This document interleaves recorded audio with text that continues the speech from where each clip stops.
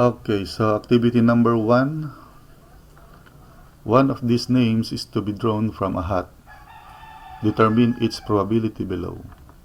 So we have 10 names here. We have Mary, Jenny, Bob, Marilyn, Bill, Joe, Connie, Tina, Jerry, and Jack. So number 1 is, what is the probability of drawing a 3-letter name? Yung tatlo lang yung letter dun sa name nila. 4-letter name. A name starting with B. A name starting with T. A 7-letter name. A name starting with S. And a name ending with Y. Okay, so please answer that in your notebook.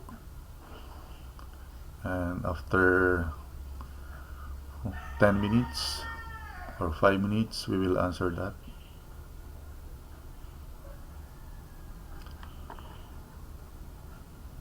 Okay.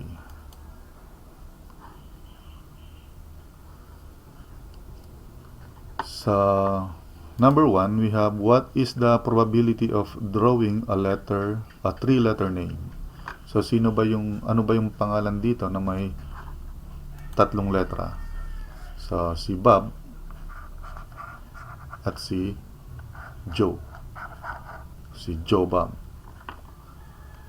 Okay, so the probability of drawing a 3-letter name, yung drawing dito is not yung hindi magdo-drawing kundi yung magdraw-draw, yung bubunutin, parang draw lots, parang ganun.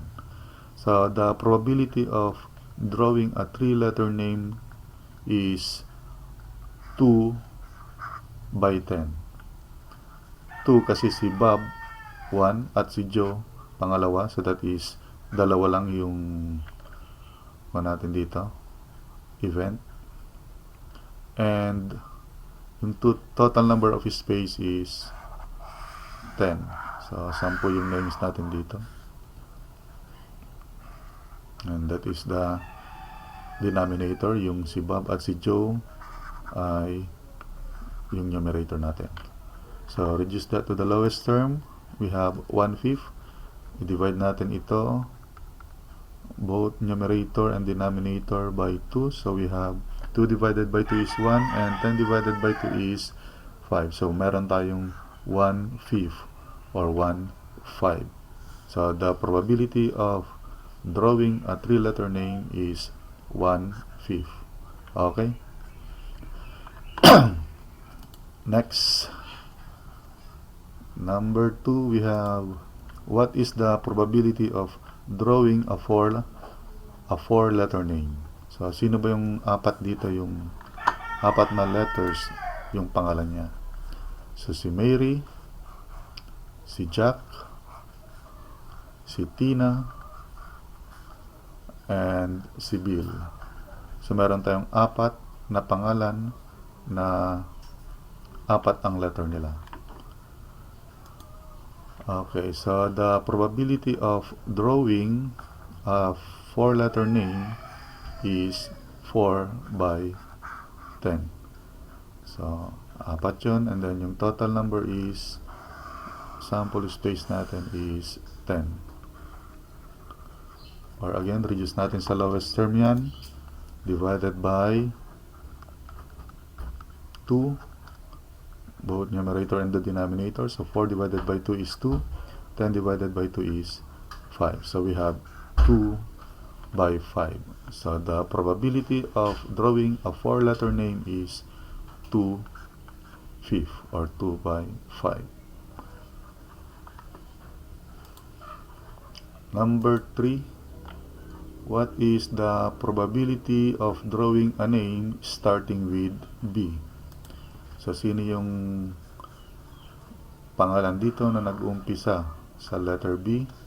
So, meron tayong si Bob and si Bill. Okay, so silang dalawa lang.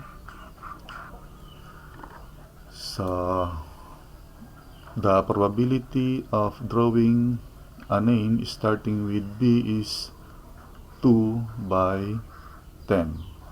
So, si Bob, 1 at si Bill ay 2. So, meron tayong 2 dito. And the total number of sample space here is 10. Okay, so pwede pang i-reduce sa lowest term. Divided by 2.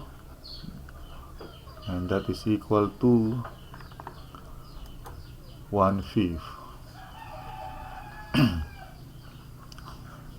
Okay, so the probability of drawing a name starting with B is 1 by 5. Next, number 4. What is the probability of drawing a name starting with T? So, ano yung pangalan na nag-umpisa sa letter T? So, meron tayong Tina. So, mag-isa lang siya. So, the probability of drawing a name starting with T is 1 or, okay.